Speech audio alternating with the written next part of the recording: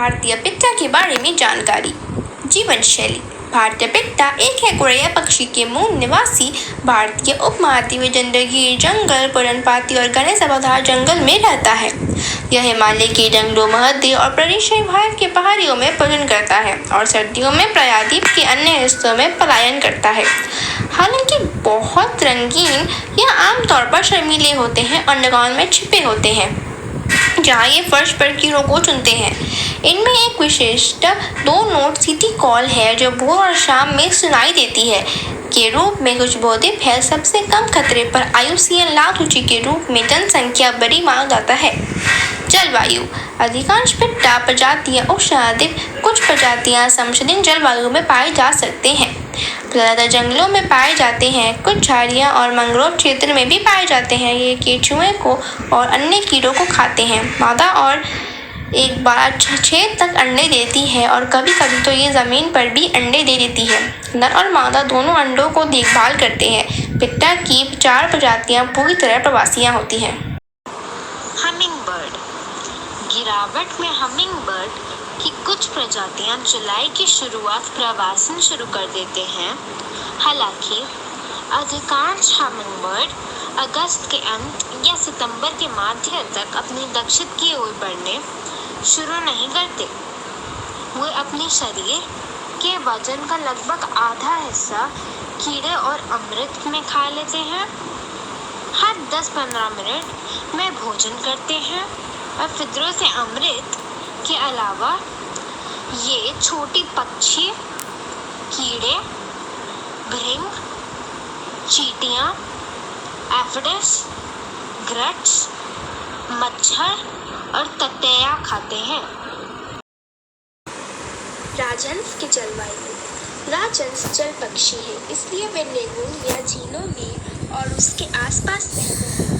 पानी के ये निकाय खाड़ी या क्षारीय होते हैं। सी वर्ल्ड के अनुसार फ्लेमिंगो आमतौर पर गैर प्रवासी होते हैं, लेकिन उनके प्रजनन क्षेत्रों में जलवायु या जल स्तर में परिवर्तन से उन्हें स्थानांतरित करने का कारण होगा।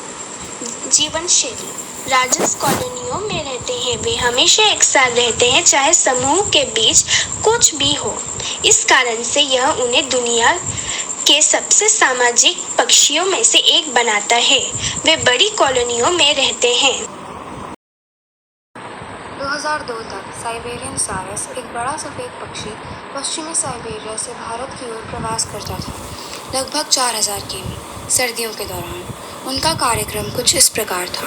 साइबेरिया के ऊप दलदल के प्रजनन के बाद वे राजस्थान के भरतपुर में केवलादेव खान राष्ट्रीय उद्यान के लिए उड़ान भरी। आमतौर पर साइबेरियन सारस अक्टूबर के मध्य में भारत की ओर उड़ान शुरू कर देते थे और मार्च या अप्रैल तक यहाँ रुकते थे। अपने चरम पर 1965 में भरतपुर ने 200 से अधिक साइबेरियन सारसों की मेजबानी की। 30 साल से भी कम समय के बाद 1993 में वहाँ केवल 5 देखे गए थे। उड़ान भरने से पहले हजारों बड़े राजहंस हर साल अक्टूबर और मार्च के महीनों के बीच मुंबई चले जाते हैं। वे गुजरात में रण ऑफ कच्छ और राजस्थान में सांभर झील से आती हैं। कुछ पाकिस्तान, अफगानिस्तान, ईरान और इजराइल से भी आती हैं और उनके प्रजातियों की रक्षा के लिए पक्षी उद्यान बनाए जाते हैं।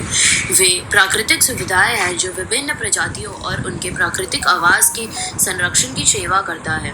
इसके अलावा यह इन पक्षियों के अस्तित्व और पुनर्वास को भी बढ़ावा देता है। भारत में लगभग 72 पक्षी संरक्षण उद्यान हैं। भारत का सबसे पहला पक्षी संरक्षण उद्यान वेदांतल बर्ड सेंचुरी है। नाल सरोवर पक्षी सेंचुरी भारत का सबसे बड़ा और प्रसिद्ध पक्षी संरक्षण उद्यान है।